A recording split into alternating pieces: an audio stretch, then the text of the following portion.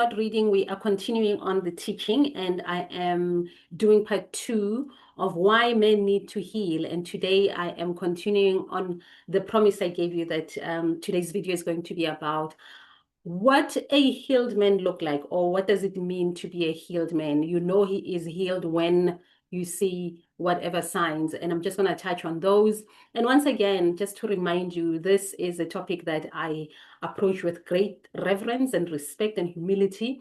And I also love the fact that you guys loved it. It is getting nice views for the period of time. I get we are new on YouTube and we are learning all these things. It is getting quite a lot of love. Speaking of love, I see there's quite a few subscribers. Yeah, thank you so much, guys. I was just wanting to get to 100 subscribers, and it has gone slightly past that. And thank you so much for the new subscribers. So there's a nice rhythm playing out already. I don't know if you've noticed. So I have 2 videos where I'm teaching and 2 videos where I'm reading. 2 videos where I'm teaching, 2 videos where I'm reading. And so far, it seems like a very happy, sweet spot for me for now. I don't know if it will change. I'm very flexible. I am no longer very rigid about things, because that was the old me. I used to be very rigid about things, but now I'm going with the flow, and it feels like 2 healing, teaching, coaching, and then 2 reading, reflecting. And that's how we roll. So with that said, with that out of the way, let us do today's video then. And I have some notes here. What does a healed man look like? How do you know that a man is healed? And I'm approaching this from both a relationship point of view, meaning romantic, if it is your man, someone you've just started dating, or someone you are married to, or also in the work relationship. Maybe this is your boss, maybe this is your colleague, or in social spaces, or wherever. But there are traits of a healed man. Specifically, we'll talk about women with the next teaching videos, right?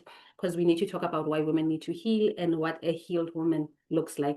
So there are certain traits that you want to look for in a healed man. And when I was preparing for this video, I keep going back to healthy masculine traits. Remember last week I spoke of how men are the custodians of the masculine energy and females are the custodians of feminine energy. But that being said, both men and women carry masculine and femininity. So there is a masculine energy in me, there is a feminine energy in me, but the dominant one is obviously feminine because I am in a female body. And as a man, the dominant one is masculine because you are in a male body. But then there's also variations, and there's a time when you need to enact your masculine, and there's a time when you need to enact your feminine. And we'll get into all those as we carry on with this, continue with the teaching and healing and coaching here on the Limpile channel. So firstly, what do you want to look for? In fact, before I even get there, maybe let me list the masculine traits that I wanted to touch on, and I made some notes. And I want to touch on 6. I hope we get there before 20 minutes, because, I don't want to exceed that number still. So the masculine traits that will be in your face, that will show you that, okay, this is a healed man, that you want to look for in the following spaces. 1, authority, and I'm going to unpack what authority is. Authority is a masculine trait. Authority is a masculine trait. And if you don't believe me, think of pastors, think of politicians, think of people in leadership. A lot of them are men in the continent, in the world. Look at our political structure, look at our business structures. A lot of them are run by men because masculinity is a custodian of, authority is held by masculine energy, and therefore when you find yourself in authority, you know that you are occupying a masculine space. So how do you know then that someone is healed? If a man is healed and that man is in authority, this is someone whose authority is grounded in responsibility, it's grounded in inner strength, it's grounded in power, that silent power that does not need any force. The moment you're putting in force and you are dominant and you are pushing people around and you are throwing your weight around, that is a niggling sign that, yeah, you may need some healing. And where do you need healing? You need healing in your own sense of power. You need to see a therapist or a coach or whoever that you are seeing around your sense of power, your sense of identity, your sense of self-worth. Because when you don't have authority within you, when you don't have self-mastery, it is going to show in how you lead others. another trait, another way of seeing someone is healed around the authority and leadership space is in a corporate setup. Let's just use corporate, as an example. Let's say you have a team and you are a boss.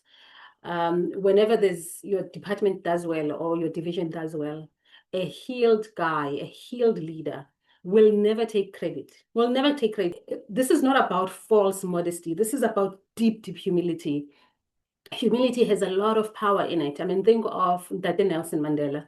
I know Nelson Mandela is a polarizing figure, but think of his leadership. First of all, Mandela, out of all, well, I could be wrong because I don't know the whole of African history, but Mandela, out of, as far as we know, as far as I know, is the first ever president who just stepped down after his term was over, who just said, yeah, no, I'm not going to do second term. And this had nothing to do with age, because I mean, you get people who are very, very old, like Mugabe, who will be ruling and running until, past certain terms and all that. He did not hold on to power. You know why? Because he has inner authority. He had self-mastery. He was healed. I mean, we can talk about Mandela and differ where we differ, but Mandela had healed quite a lot, just as an example of authority. So that's one. In the relationship space, this is very fascinating because it can easily be twisted into, hey, patriarchy, what, and it's not. When you understand the subtleties of it, you'll find that it's actually not. In the relationship space, you know that you are dealing with a healed masculine, a healed man, when his authority is, you as a woman, you naturally just follow his lead. You naturally just trust his direction. You naturally, for lack of a better word, you naturally submit. An unhealed man is the one that's going to be going around on YouTube and TikTok and telling how women should submit. You don't need, the moment you say it, you've lost it. The moment you have to say, submit to me, it's either you're the wrong woman or you don't know who you are. You are not in charge, you are not in authority. And like I said, you need to heal those aspects. When you go to a coach, how you approach that coach or the therapist, you say, I struggle with authority. People say I'm dominant, I'm pushing my weight around, I'm using force over power. And then you will discover that the issues are around your own sense of mastery, your own sense of self-leadership. Okay, so that's one. The second trait that you want to look for, if you are looking for a healed man, how a healed man looks like, is how he protects. It's how he protects. So protecting being security is another beautiful masculine trait. We always talk about a man provides and protects. Protecting is a big, big part of being a man. So how do I protect a woman? How do you protect me? How do I know that you are healed because of how you're protecting me? First of all, I know that you are healed when you protect my heart first. There is nothing more beautiful than a woman who knows that her heart is safe with this man. And I mean, that could mean many things, and we'll unpack these things as we continue with the teachings. But when you know that your heart is safe, and only a woman will know that.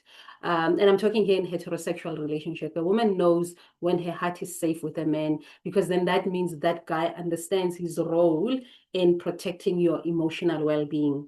A woman is very much around her emotions. A woman intuits a lot, feels a lot, and that is a vulnerable space. And that is a space that needs a lot of protection. And I know that a lot of our guys, a lot of men need to understand protecting a woman's heart, protecting a woman's femininity. And the reason masculinity is the trait of masculinity is protection is because masculinity is structure or container, for lack of a better example. And a woman only feels safe when the container is solid. When I know that my heart is safe, then I will automatically know that my body is safe, and my safety, as in from harm and from other dangers, is safe, because masculinity is a container and femininity sits within the container.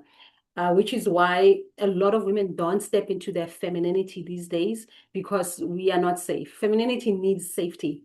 And when I say safe, I don't necessarily mean the violent against gender-based violence, that too, but I don't only mean that. I mean, in a relationship, if your woman is leading and she's got the masculine power and whatnot. And this is outside her earning capacity. We'll talk about that some other time. But if your woman is running the show and you can see that she is in the lead, it simply means that she doesn't feel safe.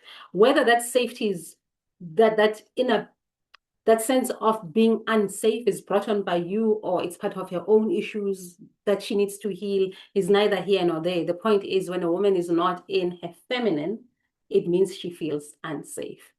Now, that sounds like a tangent, but it wasn't a tangent. It's just trying to make a point that you will know that a man is healed when he has a sense of emotional safety in a relationship. You feel emotionally very protected, that he's not going to go out of his way and just hurt your heart.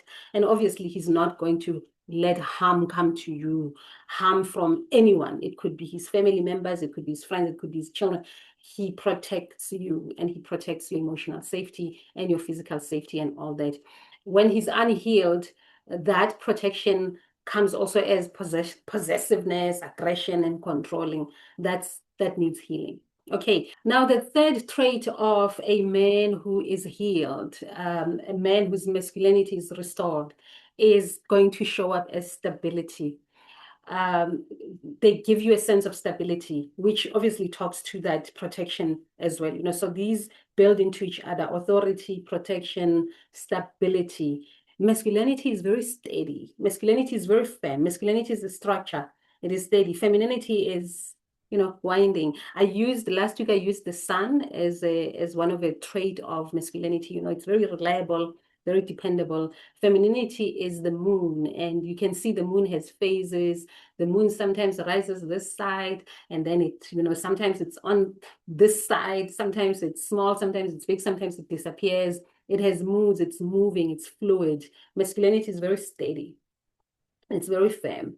And that steadiness is part of what makes your woman or anyone that you're interacting with safe. So if a guy is not steady, if a guy is unstable, whether he's unstable in his finances, whether he's unstable in his emotional well-being, whether he's unstable in you just never know. He's a shapeshifter. He's that's he's quicksand. Then you know that, okay, so there's some healing that needs to work to be done here. And guys, I'm not saying that they're perfect, I'm just saying that you want to see those kind of traits, you want to see more of that than less of that. So when it's a quicksand, you don't know, they ghost you, they do like very, very immature thing. He's ghosting you, he is two-timing you, he cheats. I mean, a cheating man is a sign of an unstable man. I don't care who says what. It is a sign of instability. It is a sign of lack of strength. It is also a sign of lack of authority, because if you are in authority, if you are in charge, you are going to say to a woman, yeah, well, I am not monogamous and I am someone who prefers multiple women. Okay. Okay, so the next one, I don't know if it's the third or the fourth, it's if you want to see that a man is healed or a man is healing, is in how he provides, or in how he provides. So obviously there was no way that I wouldn't talk about provision, because it's a very big one, particularly here in South Africa. To us, provision is money and money only, and that's a pity, and that is very sad, and that is at the heart of why we have so many problems in our relationships. And it is one of the things that I really pray that we deal with this and we heal, which is why I am so dedicated to doing this work of teaching. And next week, next week when I talk about why women need to heal, I'm going to also talk about the other side of why we need to look at provision for what it truly is. So first and foremost, why we expect men to provide, or why is this burden of provision on men? It's because unfortunately or fortunately, provision is a masculine trait. So she or he who provides is in their masculine. And I want to use the example of a mother. Mothers are providers. So when you are a mother, literally looking after little ones, like looking after children, from being a woman who's childless, the moment you become a mother, you become a provider. And I mean, that is immediately in pregnancy, right? And I know I'm talking about men, but I'm just trying to make a point here. In pregnancy, you are already providing for your child, for this child. They're relying on you. Your body is a walking, talking provision. After the child is born, you breastfeeding, even if you're not breastfeeding, just you are the nurturer, you're the main provider of the child. And this is why single mother households are usually the ones that survive better, or they're more than single father household, because when there's children, the provider is the mother. Now, the mother, when a mother in her provision role, she becomes masculine. And I'm going to unpack this as time goes on, because this one is deep, right? So masculine, so provision is a masculine trait. So when a mother is, when a woman becomes a mother, she becomes a provider. Now, when a man is a man, whether the man is a man or a father, a man is a provider, but not necessarily a provider of material things only. A man needs to provide stability, needs to provide safety, needs to provide emotional well-being, needs to provide leadership, needs to, so that is the broader aspect of provision. And I know a lot of people don't like this. I know some of you are rolling your eyes because you don't want to hear this, but that is another way of providing. The reason our men are struggling with this part of provision, the reason they are now actually, instead of being free providers of even that money that so many women want from men, the reason they make it very transactional, that if I'm going to provide you with this, I'm going to demand this, I'm going to need this, I'm going to do this to you, I'm going to behave this way to you, is because for whatever reason, we have made the provision narrow, and we have narrowed it down to, you better put the bacon on the table. And for reasons that I will unpack when we talk about why women need to heal and what do they need to heal from. So the whole providing thing needs to be we need to all heal from it. We first and foremost need to understand what provision is in a broader sense. I mean, I've touched on a little bit of it. I mean, if you think of why we say provision is masculine, think of the sun again. I know I'm overusing this metaphor. The sun provides sun rays to who? To everything that is on earth, to Mother Earth herself. Without the sun rays, without the sun, nothing can actually grow. I mean, we might as well just kiss this planet Earth goodbye without the sun. So the sun being a masculine energy, and then it provides light, it provides warmth, it provides vitamins, it provides a few tonic lights, it provides so much for life here on Earth. Another provision metaphor that I like to use is the sperms. The male body provides sperm to the egg so we can create, although that's a different provision because it's a creation energy, which we'll get to some other time. But the one who provides a seed is the man. Seeds are masculine. Any seed, if you open a fruit or a vegetable and you see seeds, seeds are masculine by their very nature. You plant them in the feminine soil, in the feminine, for things to grow and all that. So the provision of a man has to create something. So you can't just provide. That's why I always say that a husband provides to the wife so that the wife can turn things into something. So you provide sperm so we can make a baby. You provide money, or you provide a house so I can turn it into a home. You provide money so I can turn it into whatever it is that the family needs. So provision from a man has to result into something. It has to bring something. So when you give money to Hosh Karamaimas, just to steal Jamie, mighty Jamie's phrase. If you're going to be a Hosh Kari father and provide to a Hosh Kari Maima Only China with yellow thighs. Oh, Mighty Jamie. If you don't know who Mighty Jamie is, please just go on YouTube. Pause me now and type Mighty Jamie and subscribe to the dissection, and then you will appreciate this Hosh Kari mom. So when you are a Hosh Kari father and you just give girls money, Hosh Karimaima's money to buy bags, to buy Gucci bags, to buy Louis Vuitton, to buy weaves, that is a wasteful type of provision, and it comes with all sorts of toxins, and it is at the heart of some of the problems that we have in the relationship space as men and women. I hope this was a worthy tangent because I needed to put this out of the way. But just to summarize what I'm saying, provision is masculine. It's a masculine trait. I provide for reason 1, 2, 3. If a husband provides a house, they're providing a house so that it gets turned into a home. If a husband provides a bacon or a pig, they are providing that pig so that it can be turned into a meal for the family. Any provision is meant to be turned into something meaningful. Just like the sun provides the sun rays for earth to be alive.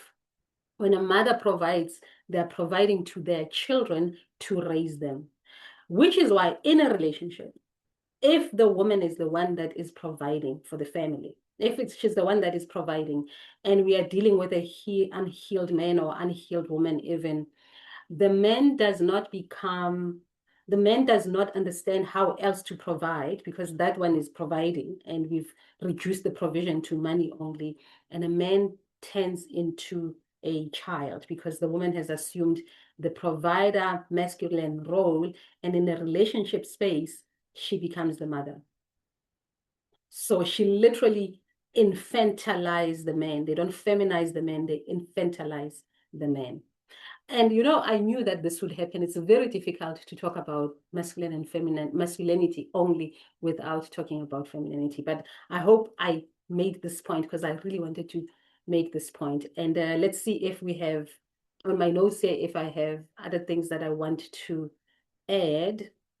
And I think I will take questions. If you have any questions or if you want me to expand on a particular point, do not be shy. Ask me on those comments, and perhaps it will be turned into another video. But just as a parting shot, I just want to say that healing is not mushy. Healing is not about um, about crying only, or about being soft, or about being weak. Healing actually is what will restore your masculinity. It's what will restore your power. It's what will restore your sense of mastery.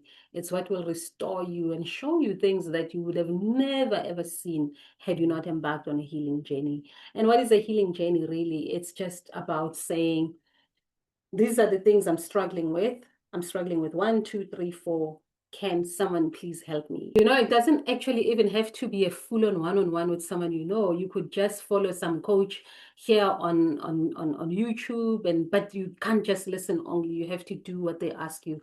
You have to journal. If they say journal, you have to meditate, you have to affirm, you have to do the work, you have to face your own inner demons. But it is always, always better to seek help from someone, even if it's just 4 or 5 sessions.